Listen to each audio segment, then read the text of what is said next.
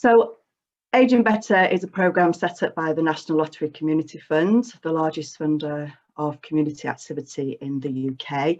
And within our toolkit, we have a really nice section sort of explaining who we are and the approach that we've adopted as a programme across our network.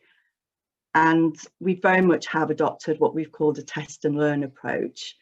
And that involves being very flexible and agile in the way that we work in the services that we develop. So it's been great to sort of have that flexibility and adaptability to try things out and sort of revisit, going back to the beginning if we needed to, or trying different things and really being able to kind of have that full flexibility across our work. So it means identifying and sharing when things have not gone as planned, as well as recognising successes to ensure that we can continuously learn based on the findings of that.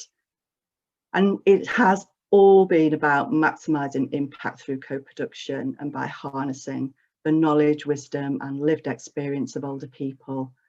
Together, we've developed a programme that was relevant and accessible in its approach to reducing loneliness and isolation in later life. And of course, all of our learning is about working with older people and bringing in their lived experience. But all of our learning is transferable across to any sort of sector, community, or group of people that you might be working with in your communities and your services and programmes. And then there's just some lovely sort of images that really kind of bring that to life and what that's meant for people that have been part of our programme. And Aging Better has been all about helping older people lead fulfilling lives through being better connected to their communities. And this just shows a few of the different activities, projects.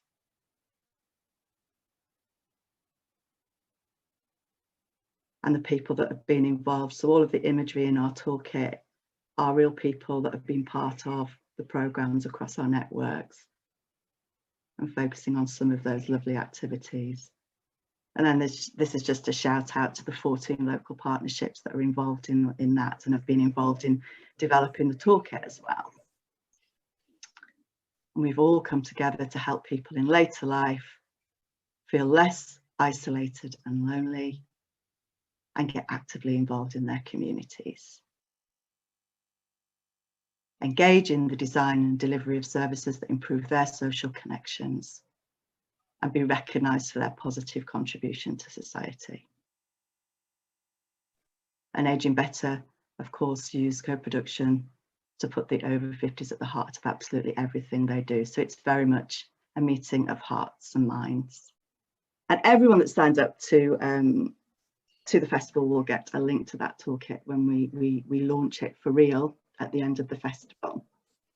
But I wanted to hand over to the panel now so you can get a flavour and different perspective from each of the panel members that are with us today, first and foremost, just to tell us a little bit about how they've been involved and what the impact has been for them. And then we'll bring Mo in as well from Maternity Voices Partnership to talk about things from her own perspective. So could I start with you, Maria? Are you okay to introduce yourself and just share whatever it is you'd like to share with the panel and the audience today? Thank you, Vicky. Thank you very much for inviting me. My name's Maria. I work as part of Aging Better in Birmingham, and I work for a health and wellbeing charity called Birmingham LGBT. So my work is focused around the lesbian, gay, bisexual and transgender communities in Birmingham and the surrounding areas.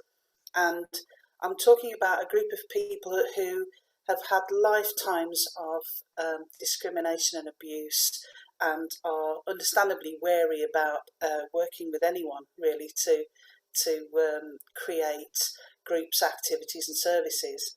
And so working in a co-productive way has been absolutely vital to make sure that we're listening to people's voices, what they actually need, that we're engendering trust, and that we can support people in the way they want to be supported to do the things that they want to do, which meet their needs and bring people together to combat loneliness and isolation. Thank you. Thanks very much, Maria. Can I come to you now, Simon, from Aging Well Torbay? Hi there, so I'm Simon from Aging Well Torbay. I guess similar to the previous speaker, all elements of our programme sit within the definition of co-production. I think I'd probably like to use the term engagement-led. So we don't do anything without engaging and listening. And that's been at a sort of programme level and within all the projects that have ensued since. Our model is a neighbourhood model, and the sort of kind of basis of all of it is a team of fantastic community builders using asset-based community development to reach into those neighbourhoods, build trust and relationships, find connections and connectors, and stimulate the people to run activities themselves with each other, which are things they want to do, which they love and care about. But our co-production has also, and co-design has been in also testing, commissioning more collaboratively. So we've got a project called FAIR, for example, where that's a coming together of lots of different advice partners. But it's not them delivering in the way they used to, it's them training up older people to go out into neighbourhoods and to support other people. And also in terms of governance and monitoring. So our programme board is largely made up of older people rather than agencies. And we've also had a team of citizen evaluators who've been helping our independent evaluator capture what's been happening and report on that. So that's us, thank you. Great, thanks very much, Simon. Bianca. Hello, I'm Bianca from Bristol Aging Better. I've worked for BAB since the programme started in 2015, actually. I don't know if I quite call myself a veteran, because there were actually older people involved with the programme before that who were involved in actually writing the bid and starting to shape the programme plan before we started commissioning. But I've been very fortunate to be have really close relationships with a lot of our older volunteers. The two sort of main things at a kind of programme management level that we've done with older people is that we've had, I mean, similar to Torbay, we've had older people involved in commissioning. So in every commissioning panel we've commissioned a lot of different projects across Bristol. We've tried out lots of different approaches tackling isolation, loneliness, and on every one of those panels we had an older volunteer. We also had a team of 11 community researchers, so similar to the community evaluators, who work with our evaluation team at the university to assess our projects. They also did quite a bit of groundwork before we started commissioning as well, in sort of doing an asset map of the city. And I mean, that group have both been a huge asset to the programme in ensuring that it's co-produced and helping to sort of drive it in a really positive way. But also it's been a benefit for them as well, I hope. That the feedback is that it has been. So working with older people who were sort of adjusting to retirement in most cases, and you know, finding something where they could use their energy and their time as they wanted without the stress of continuing on with a paid role. So yeah, that's been wonderful. I mean, there's other things that I can talk about, the asset-based community development projects that we commissioned, and also the microfunding scheme we had, the Community Kickstart Fund, which was really about trying to target groups of older people that need some funding to set up activities that they want and they need, rather than a bid writing process that's only open to established organisations as well. Fantastic, thank you for sharing quite a lot there in quite a short space of time. Emma. Hi everyone, I'm Emma and I work for Social Enterprise Kent as the Ageless Thanet Learning Officer. So I've been involved with Ageless Thanet since near enough the beginning in 2015. And my role's mainly been focused on sort of the communications aspect of the project, which has sort of really given me a great insight across the whole of the project. And I've worked quite closely with a lot of the older people who sit on our governance panel. So they're involved in making all the key decisions on the project. Similarly to what my colleagues have said, you know, we don't do anything without consulting people first, which, you know, that helps sort of keep us accountable to make sure that we are putting older people at the heart of what we do. Again, similarly to Bristol, we've had a community fund, which again, we had older people sitting on the panel there who made all the decisions about who got the funding, and they took the time to read the applications, and they were heavily involved in the scoring as well, which has been really lovely. I think for us, the biggest impact has been the trust that co-production has enabled us to build with the 50+ community, because, you know, we listen to them, and because they feel heard, that's sort of really helped them to feel valued. So I think that's been a real key takeaway for us. Great, thanks so much, Emma. And over to you, Mo, now, just to give us a different perspective outside of the Aging Better programme around co-production. Okay, hello. I am from the maternity world. In England, every trust technically should have what they call a maternity voices partnership. And these are co-production forums that bring together commissioners of services, the providers, as well as a service user representation. And it's great because you pretty much have all the stakeholders, an opportunity for all the stakeholders to come together and work on maternity developments and improvements. And what I really love about this approach is that you kind of move away from sort of delivering care to people or for people to actually delivering care with, you know, with those who are involved, and it really centers the service users, you know. And I would say that because of that, if done properly, it saves money, it saves time, and everyone is the better and the happier for it. So why did I get involved? Well, I had a challenging experience with my first birth. That was really, really difficult in a range of ways, and really affected me. And you know, I still kind of have the sprinkles of it in my life. It stays with you, really, some things for a lifetime. And so when I started kind of rising from the deep darkness that I descended into, if I may put it that way, one of the things that I did was to go to what they used to call the MSLC's Maternity Services Liaison Committee. That was before what they now call the MPPs. And at that meeting, I noticed that they wanted to hear my voice as a service user. And I started realizing that my voice as a service user matters. And there is an empowerment that comes from that. And sort of moving from really mourning this experience that you couldn't have and the experience you had, to being empowered to think beyond that, to move beyond the wallowing and the grieving. Not that it's still, you don't feel the sadness, but you know that you can do something for the future. It doesn't have to be like that again. So for me, it was about, well, if I was going to use a service again, or for my children or other moms and families coming after me, they could have a better experience. And so when the opportunity came to chair my local maternity voices partnership, before I knew what was being required of me, I volunteered. I wanted to be in the forefront of helping to move forward improvements and developments in a co-productive way that brings people together to make a difference for themselves. And I will stop there. Thank you. Fantastic. Thank you so much, and for sharing your own personal experiences and how you got involved as well. That's really helpful, Mo. Thanks.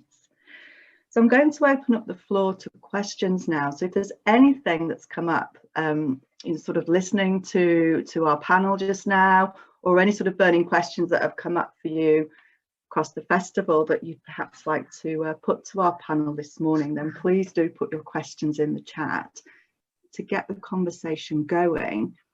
I'm just going to give a couple of key things that the panel might like to come in on and give us your thoughts around. And that includes maybe some of the challenges that you've been up against, on this journey and how you've managed to overcome those challenges, or sort of, I suppose, go back to the drawing board, if you like. Maybe some of the personal impacts that that's had for you or the program that you're working with. And then if you were to go back to the beginning, is there anything that you would do differently? I'm sure there are things that you would do differently. But is there anything sort of that you might like to share with our audience today, that, you know, if someone was coming into co-production maybe for the first time? So there's a few different things there that you might want to come in on and just share your thoughts around. Maria. Hi, I want to know something about the challenges.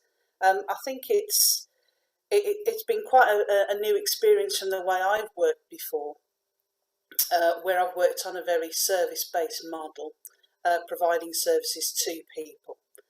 And obviously this is a programme that's been funded. It's a test and learn programme. So we need to do things like make sure that we're learning all the way and recording what we learn, recording information about our participants, getting feedback, finding out how groups have overcome their own difficulties, how we've problem solved together. And it's quite difficult if you feel like I do, the kind of middle person. You've got your community-led groups and your active citizens and volunteers, and people that want to get involved on one side, and you've got your infrastructure and your governance and your reporting and monitoring and evaluation on the other. You have to be the person in the middle that makes sure that people feel like you're working with them and not sort of dictating to them, and at the same time in a way that you can provide the information, the learning, the stats, the monitoring that is required, because otherwise you won't have any legacy coming out of this. You won't have any learning that we can use to create new things like this co-production toolkit. And it's difficult, it can be difficult when you're working with volunteers to get them to feel like they're in charge and you're not in charge, and that they don't have to sort of do things to please you as the worker, that it's actually okay for them to criticise you, to pull you up on things, to tell you that you're not giving them what they need. And that takes a bit of time. And I think one of the lessons we always learn about community development in all its forms is you can't rush it. You've got to build that trust. You've got to build that relationship with people. But it's given me a lot of things to think about. It's really helped my development, and so I've got a lot out of that as well. And there's nothing that makes you feel better than you can see someone who's blossoming in confidence and they're getting skills, and it's almost like you have to get to a point where they're looking for permission. How could I possibly run a group? What do I know about this? I've not done this before. Is this okay for me to do? And you can go, yes, it is. Please, go ahead, and I'll be here sort of in the background to help you. So that's my experience. So it's been challenging, but it's also been really rewarding as well. Thanks. Fantastic. Thanks so much. You wanted to come in on that, Simon? Yeah, I think, well, there's been lots of learning, and I'm sure there's lots of things we've got wrong, but that's how we learned. But in terms of key challenges, I think I hadn't, as a sort of someone who was there from the very beginning and helped formulate the bid and then helped it move into implementation, I didn't realise actually how difficult it was to do something differently. And I'm particularly talking about asset-based community development. It was more challenging than I thought it would be. And that wasn't the practitioners, because they've done an amazing job. It was the way it was perceived by everyone else, because it's such a different philosophy and way of working. We're not providing things to people, we're enabling people to do things for each other. And everyone around us in service land kind of looked at it a bit sort of skewy-eyed and, where's the intervention, But also, I think the other observation is that actually quite a lot of the established voluntary and community sector also looked at it and felt a bit threatened by it. you know, well, we do things for people. And here's these community builders enabling people to do stuff for themselves. Well, hold on, what's going on? So I think there's an interesting observation there about the way in which also our own sector of community and voluntary has evolved over time to become mini public sector, actually, just the way that the funding and things have worked. In terms of doing things differently, I think we all have a collective challenge around how we capture learning, data, evaluation in the social space. A lot of the evaluation techniques that are used currently require an independent or objective evaluator. They may require the use of quite lengthy questionnaires, for example, in our case.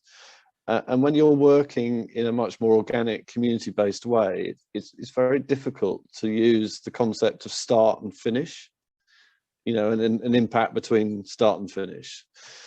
So I think I probably would have done more, or we would have done more around maybe using concepts like developmental evaluation, where you sort of walk along beside as an integral part of the team, looking at contribution rather than attribution.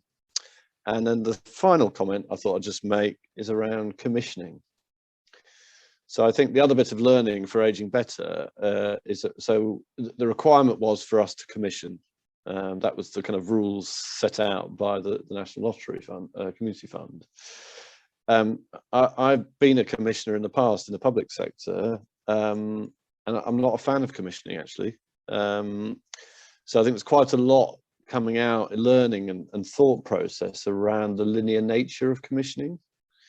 And actually commissioning processes aren't actually sophisticated enough in all sectors. So I think if I was doing something differently and I had the flexibility, I would try and do more. I think we did do it. We did co-design. We ended up with collaborative projects, but actually I think I'd want to do more of that. So that's what I'd do differently, I think. Great, thank you for sharing all of that, Simon. And I'm just conscious that we've got a few questions that have come in from the audience. So I wanted to make sure that we've got plenty of space to answer those. And then I may come back to this in a moment, if that's okay. So we've got a question sort of, I guess, linked to some of the things that you were mentioning there or touching on, Simon. So there's curiosity about how the co-production programme, so I guess the Aging Better programme, got off the ground 6 years ago. Yes, it did begin with the funding stream, obviously the National Lottery Community Fund. And Jim's asking, did you form a backbone organisation that then recruited the now 14 Aging Better programmes? And what is your policy, hierarchy, etc.? Do you want me to respond to that one, Vicky? Yeah, please do. So it didn't quite happen like that, Jim. The National Lottery identified 100 areas. 100 areas initially pitched based on desktop analysis of demography and so on. They were whittled down to 32 areas by the lottery. 32 areas then made the second pitch, and 14 areas were selected by the lottery. Each area had to pull together a partnership led by a voluntary sector lead and pitch its proposals of how it was going to use innovative practice to tackle social isolation and loneliness. What the lottery also did was advocate to us applicants, you know, things like asset-based approaches and asset-based community development and co-production. So those things were used to stimulate our thinking, and then the lottery assessed which ones and made the selection of the ones it thought were the best fit. Each area had to have its own kind of program board or governance arrangements to make that clear to the lottery as part of the bid. And they're probably all completely different. So I don't know whether that's enough of an answer. So the lottery drove all of that, but we were being encouraged to use co-productive thinking within our proposals.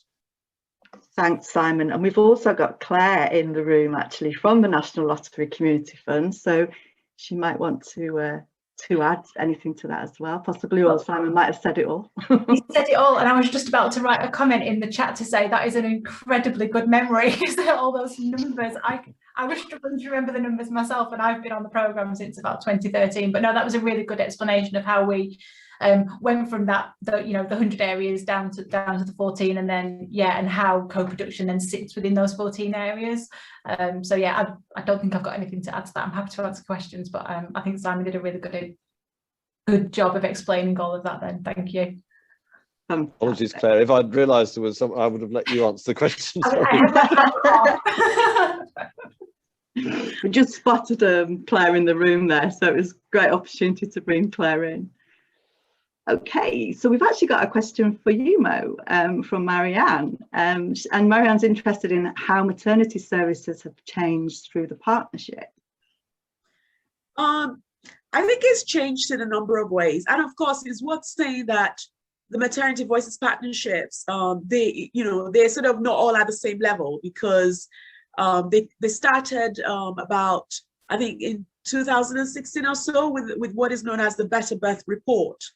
That sort of established them as sort of the tool, the co-production forum through which the local maternity assistants should involve service user voice.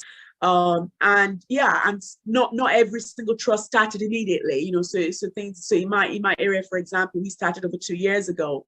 So they're all at sort of different development points, but sort of overall, in terms of the model, one key thing that this approach does is really putting the service user at the center of the care that they are receiving. And that makes a huge difference. Again, I go back to myself very, very briefly, and I talk about sort of moving from being a patient to being a partner in my own care. Because of course, pregnancy and birth in any case is not an illness, it's just sort of a normal part of our, physiology, in any way. And one of the things that I personally have found in my experience with my involvement is that it's really galvanized and empowered me to see myself, and I would say others as well that I interact with, that I hear from, to become active participants in their own care. That could be from as simple as giving feedback through a survey. But unlike, say, the hospital doing a survey, through the MVP, the chair should be a service user, and there should be about a third of the MVP core membership should have service user representation of some sort. That could be service users like myself who are not connected to a particular organization, or it could be organizations in the community who have a representation, sort of speaking on behalf of the service users that they hear from. And so you have a number of ways that service users can be involved and their voices heard. But unlike what used to be done in the past, where you would have sort of kind of like groups where parents would, they might have like a focus group, or the trust might go out and canvass opinions, and then they decide, the priorities of what needs to improve and how to do it. This time around, service users have a say, from the feedback collection to looking at how to, develop things and how to improve things. And they bring a perspective that is just not the same as the perspective of the provider or the commissioner. And I would say overall, it humanizes the interactions, between the three, the commissioners, the providers, and the service users. And it really makes a difference for those who provide, because again, they're not just dealing with patients, it's not just a conveyor belt, who is the next person and the next person. You're dealing with another human being, and the care you're providing is going to impact them for life. And it really, really, really brings it home in a way that I would say without the Maternity Voices partnerships, it just wouldn't be there. And I am so thankful that we have this, and it's an approach really that other sectors, I would say, could, do with in centering and really, really empowering service users. I better stop because I could carry on. Thank you. I know when the first time I heard you speak, your passion just comes through, and you certainly do talk the same language as everyone across our programme, and that's great. Thank you so much, Mo, for that. And the whole sort of humanising, that is just lovely, and that just takes me back to one of the activities we did yesterday with Simon's team around sort of having a human conversation, and how that really changes the dynamics with, and setting that up right from the beginning, so that the hierarchies just diminish, for sure. Absolutely. Absolutely. It's sort of the whole, if you look at the ladder of engagement, it's kind of going from the doing care to, you know, to somebody, and then, or the care for, oh, we're doing it for you. Like, you know, it's all good, but we're going to make all the decisions. So actually going, no, we're doing it with you because it is about you. So right from the very beginning, you're involved. You have a seat, you have a say. And the big thing, it's equal power, no hierarchy. I love that.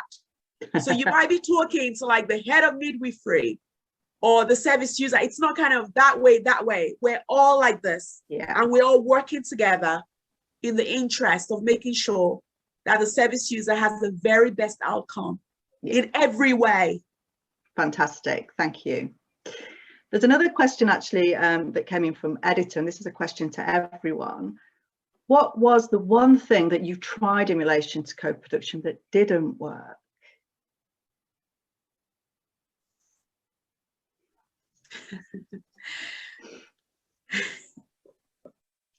Maria. Oh, sorry, Bianca, I'll start with you if that's okay, because you've not had a chance to come in yet, and then I'll come to Maria. Oh. You all right there, Bianca? Yeah, there you go. My internet's gone a bit dodgy. Can you hear me now? Am I back? You are back. Okay, good. Okay, sorry.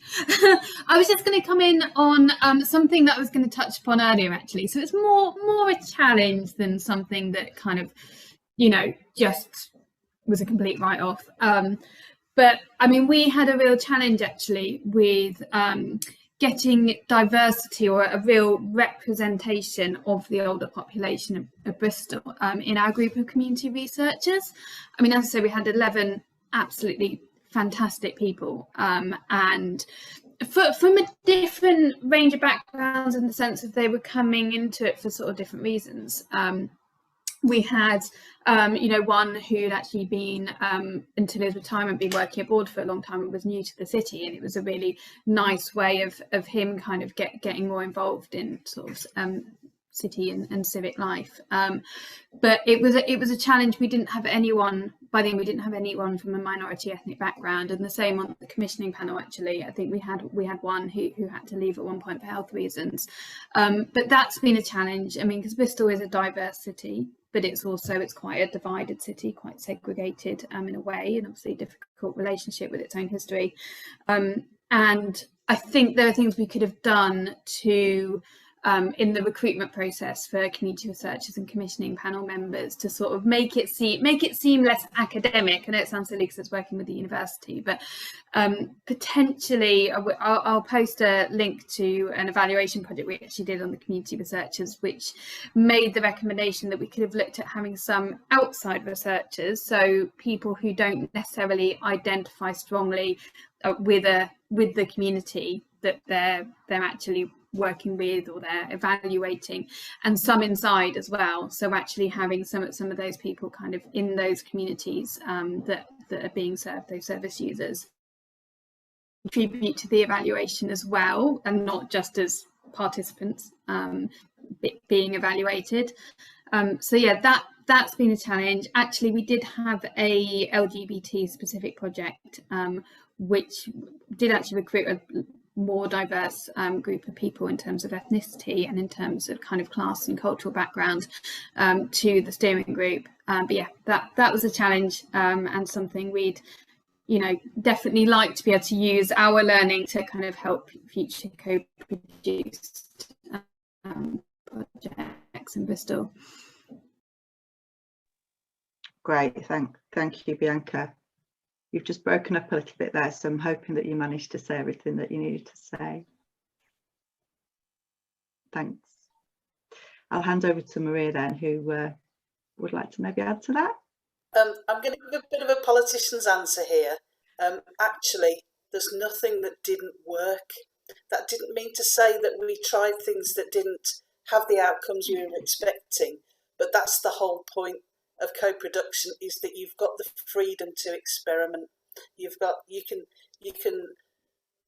There's a point you can talk and discuss and plan and whatever an activity to the nth degree, and then you can put on the activity, and then things happen that you didn't expect, or people didn't come to it, or they liked the bit you didn't think they'd like, and they didn't like the bit you thought they would like, and that's the whole point. So you take that, and then next time you have that in your discussions. I think it's the only way to find out what actually is going to work. And I think the things where we've taken too long over the discussion, not long over the let's just get on and do it and see what happens, those are the only bits where I think that you could have said didn't really work. It's not about, there was nothing wrong with the co-production model. It was just that if you have such fixed expectations of something, you might be surprised. That's it. Yeah, great answer there. Thank you so much. Emma? I totally agree with what Maria said. I mean, I think that's been the huge benefit of the test and learn approach, has enabled us to reflect on things and then change them. I think a challenge for us, though, has been about managing people's expectations. So, you know, co-production is an amazing thing, and I think sometimes it can come across that, you know, if you say you want this, we're going to do it. Whereas, so it's kind of trying to get that balance of, you know, still wanting people to express their voices and be heard, but also carefully sort of say, well, that there are going to be sort of some parameters that we can only sort of go to. I mean, I know a challenge for us with that has been with our wellbeing activities. So, you know, people said, you know, this is where we want the wellbeing activities to be. This is the sort of activity we want you to put on. And this is when we want you to put them on. And the majority of people wanted activities during the day. But obviously we still wanted to be able to cater for people who potentially worked sort of traditional 9 to 5 hours. And yeah, quite rightly, those people sort of came up and said, oh, we want more activities of an evening or a weekend. But you know, when we heard what they wanted and we put them on, people didn't attend. So it's one of those things, trying to get that tricky balance of, you know, people say, well, we want activities of an evening or weekend, but, you know, we can't do them to the same scale as the ones where people come during the week and we get the numbers so the activities are viable. So it's sort of trying to get that balance and sort of explain to people this might be why that there are, you know, only a handful of activities of an evening or a weekend. So it has been really tricky trying to get that balance. Thanks, Emma. And I suppose, you know, talking there about transparency as well, and that whole open communication around everything that's brought to the table. Simon, I've seen your hands. I've noticed you want to come in and add some. Yeah, thanks, Vicky. I suppose I just wanted to stimulate a reflection about what is co-production, because I think I would distinguish between co-design and co-production. So in my head, co-production is where the people are involved in the delivery of whatever it is, whereas co-design is what some people have referred to, where the people have been involved in designing what it is that might take place, but not involved in delivering it. And I think I just want to sort of say that I suppose in our approach, we've very much focused on the people being the contributors. They're not having things delivered to them, although there are elements of that happening. It's them doing things themselves or in partnership with agencies or organisations. And I think our biggest learning in Torbay, and particularly in relation to you know, asset-based community development, is when you give people the opportunity to deliver, that brings their sense of value and purpose. That is the game changer. You know, so I think that as a movement, because I think we probably all believe in the concepts, as a movement, how do we get to that place where we see the people as the valued contributors? And I do wonder, and I'm not sorry if I'm too challenging here, but we have terminology, don't we? So language is really important. So I've heard, you know, we start to give ourselves labels: service user, patient, client, customer, I could go on. We've tried to get away from that, and we just refer to people. We're all people, wherever we are in it, whether we're in an agency or an individual living in a place, we're all people.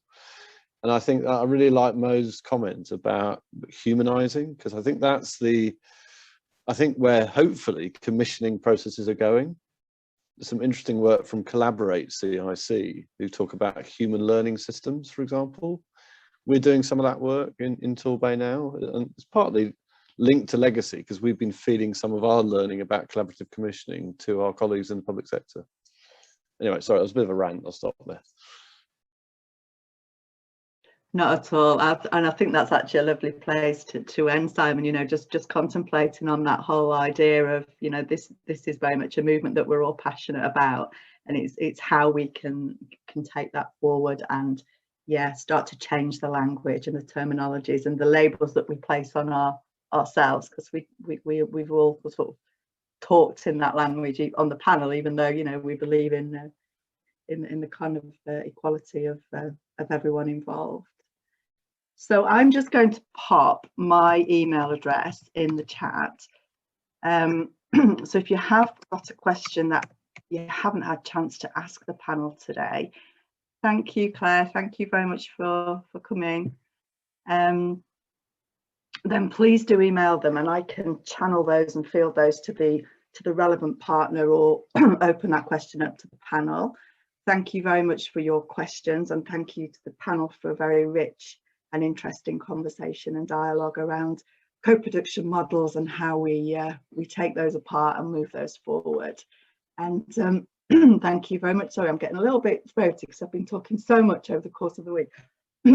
And I just wanted to flag that we've got one more session left this week.